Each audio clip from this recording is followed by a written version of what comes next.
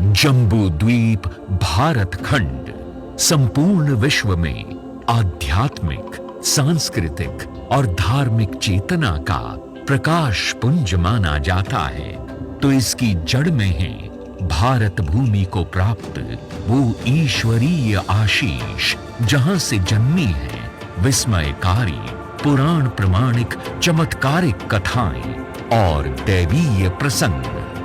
उन्हीं में से एक है सृष्टि की आधारशिला आदि शक्ति देवी दुर्गा के प्रादुर्भाव और उनके हाथों दैत्यराज महिषासुर के वध की कथा। आदि शक्ति देवी दुर्गा का प्रादुर्भाव तो हुआ ही था, दैत्यराज महिषासुर का वध करने के लिए अब कौतूहल तो इस बात का है कि ये दैत्यराज महिषासुर है कौन। तो कथा है कि ब्रह्मा पुत्र प्रजापति दक्ष की पुत्री दनु का विवाह महर्षि कश्यप के साथ हुआ। उनसे 2 पुत्र जन्मे, रंभ और करंभ। थे तो ऋषि पुत्र, परंतु दोनों दानवी प्रवृत्ति के थे। दोनों का विवाह संपन्न हुआ, परंतु दोनों संतान सुख से वंचित थे। पुत्र प्राप्ति की कामना के साथ दोनों ने तप करना प्रारंभ कर दिया।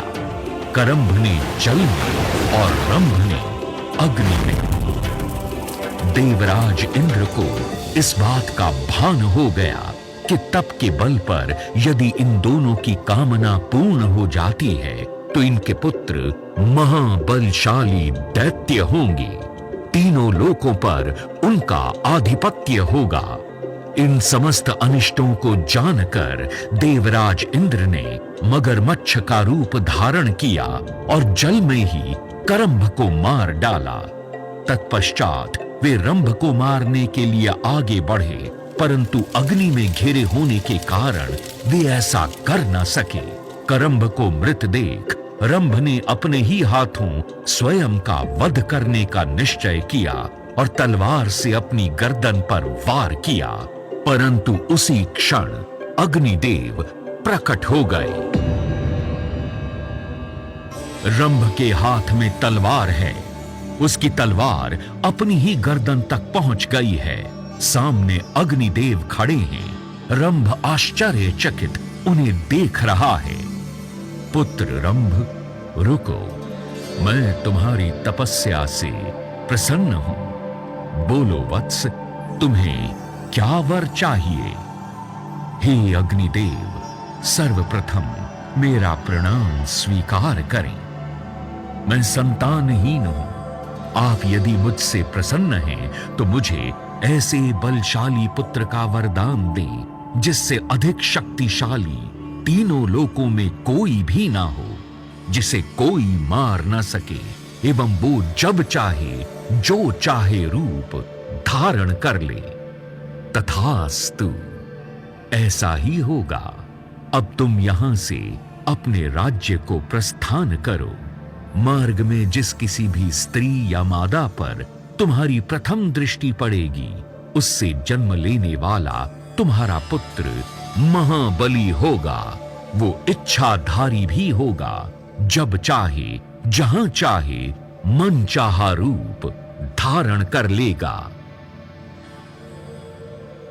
रंभ अपने राज्य को चल पड़ा। वन मार्ग में रंभ का संसर्ग एक महिषी से हुआ। इसी बीच एक भैंसे ने उस महिषी पर आक्रमण कर दिया। रंभ और भैंसे के बीच भीषण युद्ध हुआ, जिसमें रंभ मारा गया। उसकी पत्नी महिषी वन में भागी जा रही थी। तब प्रजापति दक्ष ने उसके प्राण बचाए और रंभ के अंतिम संस्कार की तैयारी करवाई। पति की मृत्यु से शोक संतप्त महिषी सती होने के लिए चिता पर बैठ गई, परंतु तभी उसने एक दिव्य बालक को जन्म दिया और उसका नाम पड़ा महिषासुर। महिषासुर ने अमर होने की इच्छा से ब्रह्मा को प्रसन्न करने के लिए कठिन तपस्या प्रारंभ की।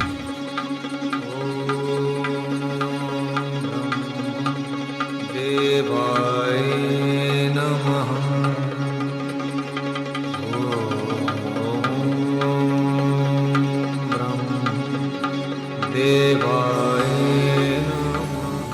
महिषासुर तपस्यारत है। ब्रह्मा जी उसके सामने प्रकट होते ही, वत्स उठो, मैं तुम्हारी तपस्या से प्रसन्न हुआ। अपनी इच्छा अनुसार वर मांगो वत्स।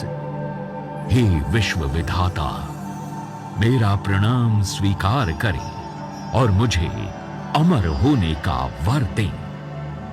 वत्स, एक मृत्यु को छोड़कर जो कुछ भी चाहो मैं तुम्हें प्रदान कर सकता हूं। अमरत्व का वरदान देने में मैं सक्षम ही नहीं हूं पुत्र, क्योंकि जन्मे हुए प्राणी की मृत्यु निश्चित है। यही विधि का विधान है। परंतु ये वर तो आप दे ही सकते हैं कि देवता, असुर और मानव किसी के भी हाथों मेरी मृत्यु न हो। मेरी मृत्यु केवल किसी स्त्री के हाथ से ही सुनिश्चित करने की कृपा करें। हे विश्व विधाता, तथास्तु, ऐसा ही होगा। अत्यंत बलशाली महिषासुर ब्रह्मा जी द्वारा दिए गए उस वर को प्राप्त कर पराक्रमी और क्रूर भी बन गया। समस्त दैत्यों का वो राजा बन गया। दैत्यों की विशाल सेना गठित कर पाताल लोक और मृत्यु लोक का स्वामी बन बैठा। तत्पश्चात उसने देवलोक पर भी आक्रमण कर दिया और देवता गणों को भी परास्त कर दिया। देवताओं को देवलोक से निष्कासित कर वो समस्त ऐश्वर्यों और सुखों का भोग करने लगा।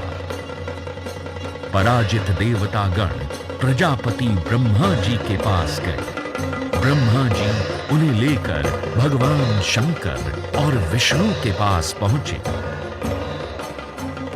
भगवान शंकर और विष्णु अपने अपने स्थान पर विराजमान हैं। देवता गण उनके सामने करबद्ध खड़े हैं। हे भगवन, महिषासुर, सूर्य, इंद्र, अग्नि, वायु, चंद्रमा, यम, वरुण तथा अन्य देवताओं के अधिकार छीनकर स्वयं ही सबका अधिष्ठाता बन बैठा है। हम मनुष्यों की भांति पृथ्वी पर विचरने को बाध्य हैं। अब आप ही उसके वध का कोई उपाय सोचें प्रभुवर। महिषासुर के आतंक की कथा और देवताओं की व्यथा सुनकर भगवान विष्णु और शिव क्रोधित हो उठे। उनकी भौहें तन गईं, मुंह टेढ़ा हो गया। अत्यंत क्रोध से भरे हुए चक्रपाणी श्री विष्णु के मुख से एक महान तेज प्रकट हुआ। भगवान ब्रह्मा, देवाधिदेव भगवान शंकर, देवराज इंद्र आदि समस्त देवताओं के शरीर से भी ऐसे ही तेज प्रकट हुए। वे समस्त तीक्ष्ण प्रकाश पुंज एक होकर विशाल ज्वालायमान पर्वत सा दिखने लगा। उसकी ज्वालाएं तीनों लोकों की संपूर्ण दिशाओं में व्याप्त हो रही थीं। एकत्रित होने पर वो प्रकाश पुंज एक नारी के रूप में परिवर्तित हो गया। भगवान शंकर के तेज से उस देवी का मुख प्रकट हुआ। श्री विष्णु भगवान के तेज से उसकी भुजाएं उत्पन्न हुई। ब्रह्मा के तेज से दोनों चरण और सूर्य के तेज से उसकी उंगलियां प्रकट हुई। अन्य देवताओं के तेज से भी उनके अन्य अंग प्रकट हुए। इस प्रकार कल्याणमयी देवी का आविर्भाव हुआ। अपने ही तेज से प्रकट हुई देवी को देखकर देवता गण प्रसन्न हो उठे।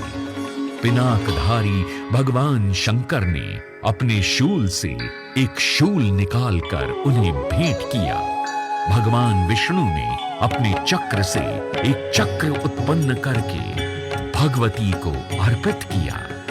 अन्य देवताओं ने भी अस्त्र, शस्त्र और आभूषण देकर देवी का श्रृंगार और सम्मान किया। पर्वतराज हिमालय ने सवारी के लिए देवी को सिंह समर्पित किया। सिंह पर सवार अस्त्र शस्त्रों से सुसज्जित देवी ने उच्च स्वर में गर्जना की। संपूर्ण आकाश गूंज उठा। देवतागण प्रसन्न और कृतज्ञ हो सिंहवाहिनी भवानी की स्तुति करने लगे। देवी भगवती मां दुर्गा सामने प्रकट हैं।